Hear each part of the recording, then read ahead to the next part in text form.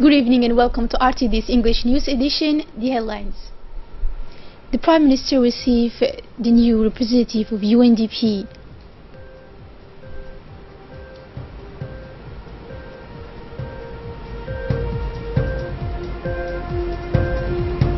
And concerning the security, operation went against the electrical equipment.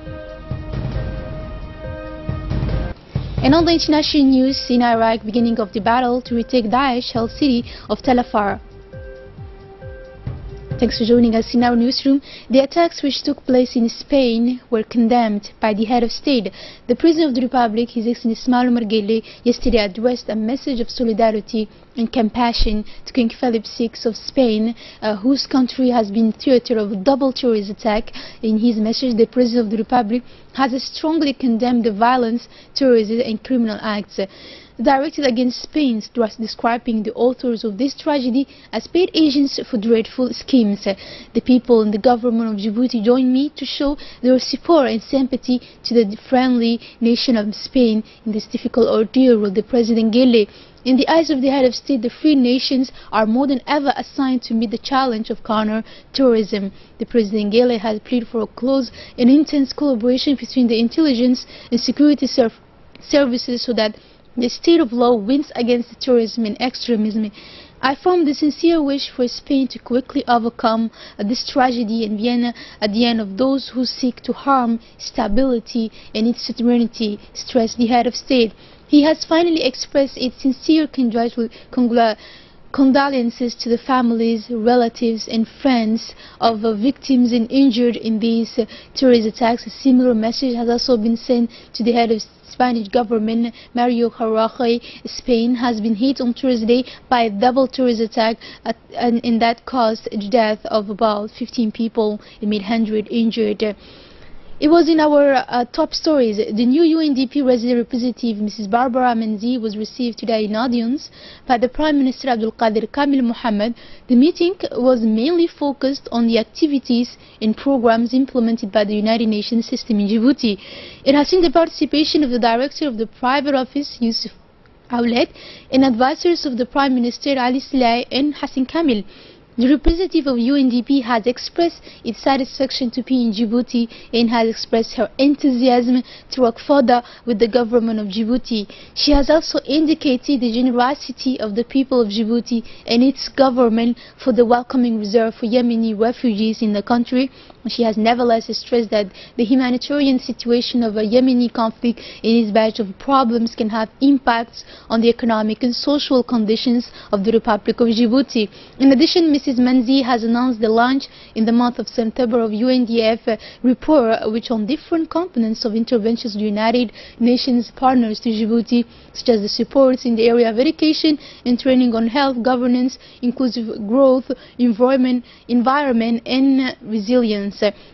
A program in phase with the Escape and the Vision 2035 of the government, which thus demonstrates the full collaboration between the two parties. In short, she has indicated her availability to work with the government of Djibouti and to support the development of the country.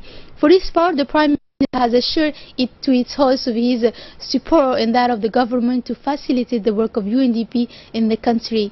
The 19th August of each year has been devoted by the United Nations as the World Day of the Humanitarian Aid.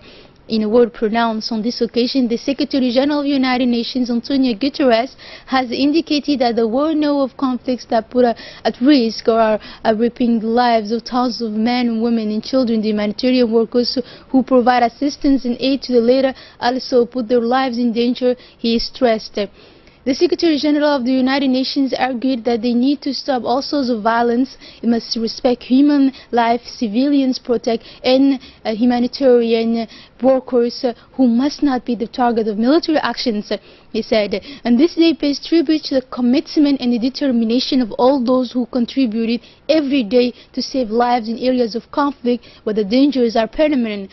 In its plea, the Secretary General of the United Nations asked the leaders of the world to protect the civilians in areas of conflicts. Each of us has the duty, he said, to make a gesture, an action, an influence to safeguard human dignity. This day must remind the world of the suffering of men, women and children in the countries in crisis, whether it is in Yemen, Iraq, Syria, Palestine, Somalia, Afghanistan, or Libya.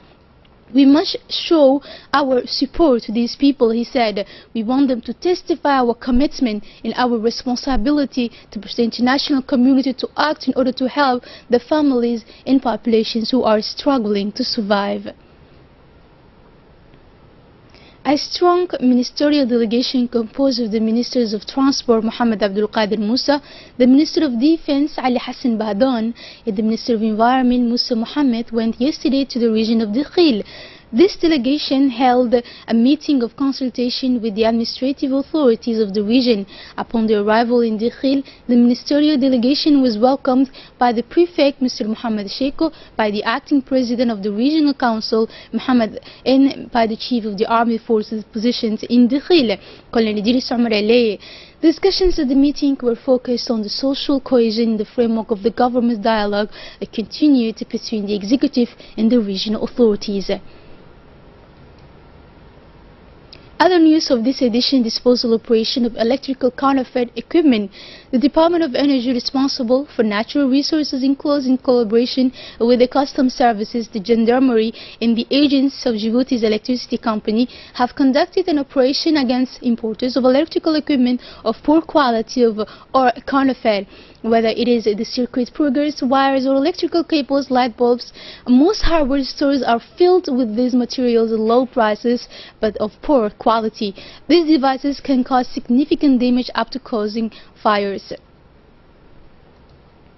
For this occasion, the Minister of Energy has pleaded to prohibit the introduction in the sale of the country of electrical counterfeit equipment or poor quality and which do not comply, he said, with the standards of security.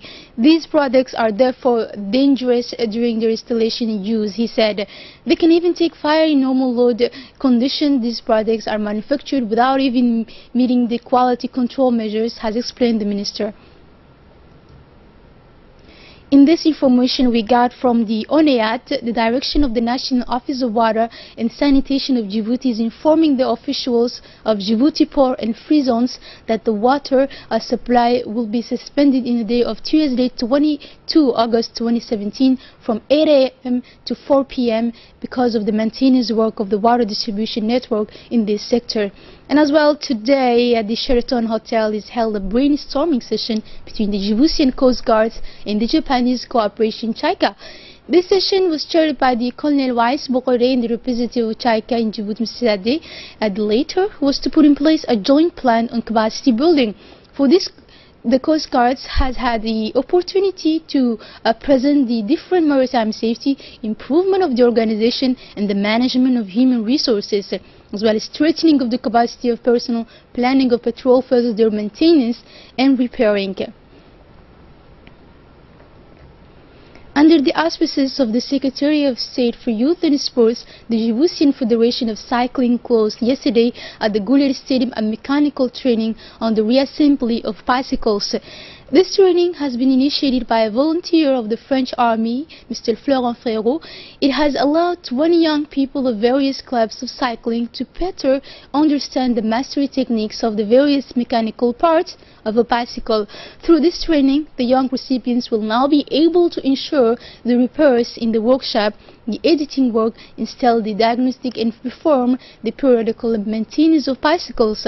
The training is closed by a ceremony of delivering certificates to the trainees in the presence of the Secretary General of the Secretary of State for Youth and Sports, Mohammed Ahmed Farah, the President of the Federation, Hassan Samire, and several members of the Federation.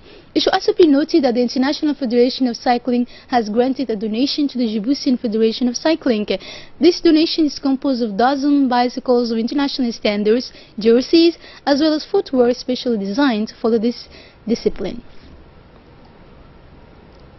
And in Al Sabih now, where a mobile team of the regional hospital has conducted a medical mission on 14 August 2017 in the locality of Obele, located halfway between the chief place and the village of Asamo.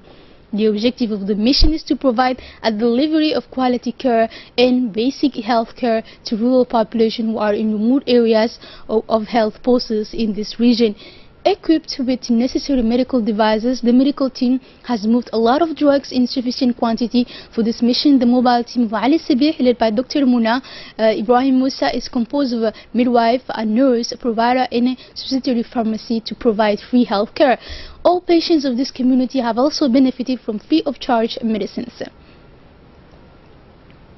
In this search notice, we are looking for Mrs. Saada Ibrahim Wais of Djibouti nationality who lives in Belbela, Wahda Daba. Born in 1966, Saada Ibrahim disappeared since yesterday Saturday at 9 a.m. At the time of her disappearance, she was dressed in a black traditional dress. She is of 1.70 m high. She is a vulnerable person in view of her poor health and her age.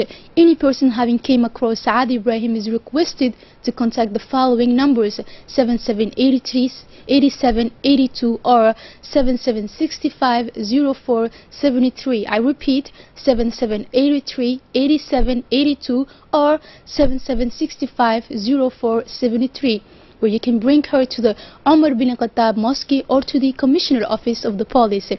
And on the news outside our borders in Nigeria, President Muhammad Buhari has returned after more than 3 months in London for medical treatment, while the government gave no details on what exactly has been ailing him.